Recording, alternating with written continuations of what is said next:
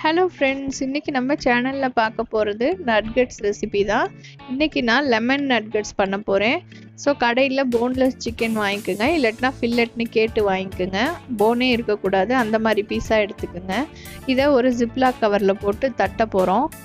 தண்ணி தெறிக்காமல் இருக்கிறதுக்கு தான் இந்த மாதிரி கவரில் போடுறது.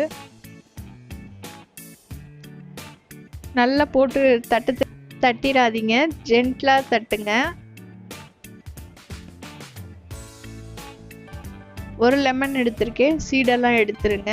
நல்லா ஜூஸ் புழிஞ்சுக்குங்க. அதில் தேவையான அளவு உப்பு சேர்த்துக்குங்க.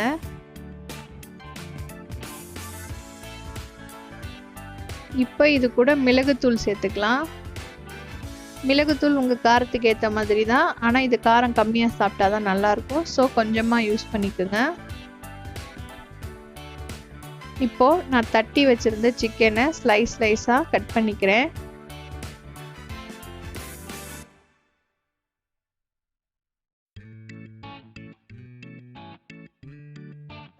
இப்போ இந்த சிக்கனை அந்த ஜூஸ் மிக்ஸில் போட்டு கலந்து விட்டுக்கலாம்.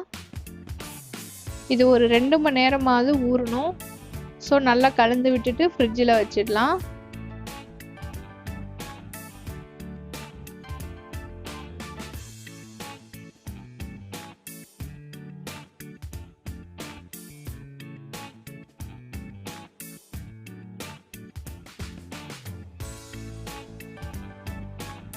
இப்போ சரியாக 2 மணி நேரம் கழித்து எடுத்திருக்கேன். சிக்கனை மட்டும் எடுத்து மிக்சியில் அரைச்சிருக்கேன். நம்ம அந்த லெமன் ஜூஸை ஊற்றவே இல்லை, சிக்கனை மட்டும்தான் எடுத்திருக்கேன். இப்போது அரைச்சதை ஒரு பிளேட்டுக்கு மாற்றிடலாம். இதை கையாலே நல்லா கலந்து விட்டுக்குங்க. திரியாக இருக்கக்கூடாது, எல்லாமே சேர்ந்த மாதிரி இருக்கணும். சப்பாத்தி மாவெல்லாம் பிசையோட அந்த மாதிரி பிசைஞ்சுக்குங்க. இப்படி கையாலே சின்ன சின்ன பேட்டிஸாக தட்டிக்குங்க. இப்போ 2 பவுல் எடுத்திருக்கேன். 2 ஸ்பூன் கார்ன்ஃப்ளவர், 2 ஸ்பூன் மைதா எடுத்திருக்கேன். ஃபஸ்ட்டு நம்ம தட்டி வச்சுருந்த சிக்கன் எல்லாம் கார்ன்ஃப்ளவரில் கோட் பண்ணிக்கலாம். இப்படி இதில் தண்ணிலாம் ஊற்றக்கூடாது. சிக்கனில் ஏதாவது தண்ணி இருந்துச்சு அப்படின்னா கார்ன்ஃப்ளவர் உறிஞ்சிரும், அதனால தான் ஊற்றுறது. அந்த மீந்த கார்ன்ஃப்ளவர் கூட இப்போது கொஞ்சோண்டு மஞ்சத்தூள், 2 ஸ்பூன் மைதா எடுத்து வச்சுருந்தோம்ல அது, அப்புறம் ஒரு முட்டை, எல்லாத்தையும் சேர்த்து நல்லா கலந்துக்கலாம். மாவு ரொம்ப திக்காக இருக்குது, அதனால 2 ஸ்பூன் தண்ணி ஊற்றிக்கிறேன். இந்த கன்சிஸ்டன்சியில் தான் இருக்கணும் மாவு. பிரெட் க்ரம்ஸ் கொட்டிக்கிறேன் ஒரு தட்டில். இப்போ இந்த பேட்டிஸ் ஒன்றொன்னா எடுத்து இந்த மாவில் போட்டு 2 சைடும் பெரட்டிட்டு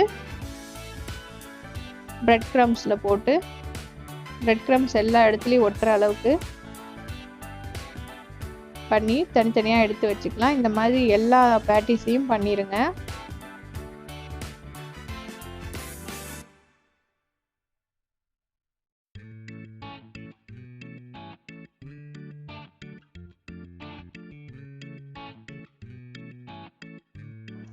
இப்போ ஒரு கடாய் அடுப்பில் வச்சு கடாய் காஞ்சதுக்கப்புறமா எண்ணெய் ஊற்றிக்கலாம்.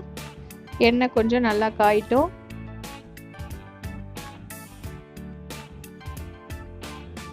எண்ணெய் இப்போ நல்லா காஞ்சிருச்சு. நம்ம செஞ்சு வச்சுருந்த நட்கட்ஸ் எல்லாம் 4 நாளாக போட்டு பொரிச்சு எடுத்துடலாம்.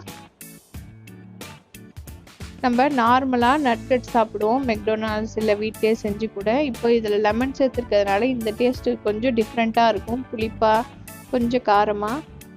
இந்த பேட்டிஸை நீங்கள் ஃப்ரீஸ் பண்ணி வச்சுக்கிட்டீங்க அப்படின்னா ஒரு 3 மாதம் வரைக்கும் அப்படியே இருக்கும். உங்கள் குழந்தைங்க எப்போ கேட்குறாங்களோ அப்பப்போல்லாம் நீங்கள் செஞ்சு கொடுக்கலாம்.